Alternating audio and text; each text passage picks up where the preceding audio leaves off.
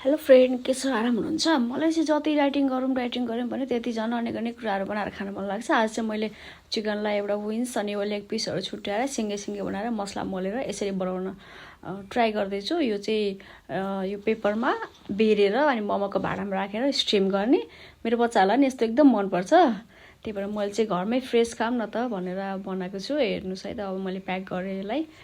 अब यसलाई चाहिँ म मोमोको भाँडामा मजाले छोपेर यस्तो बनाएँ, यस्तो भयो है त। हेर्नुहोस्, खाँदा चाहिँ कतिको टेस्टी छ। मेरो छोरीले टेस्ट गर्ने छिन्। कस्तो खालको फिल्टर गरेर चाहिँ नानीलाई फेरि ल हेर्नुहोस् है त, यस्तो हुँदो रहेछ। दामी हो जस्तो लाग्छ मलाई चाहिँ, किनकि मलाई यो तेलवाला भन्दा यत्तिकै मनपर्छ क्या, त्यही भएर यस्तो बनाएको छु। अब हस्बेन्ड आयो भने आउलाउनु भएको छ नि, हामी सबैसँगै खाँदैछौँ। हजुर पनि बनाएर खानु है त। Thank you, good night.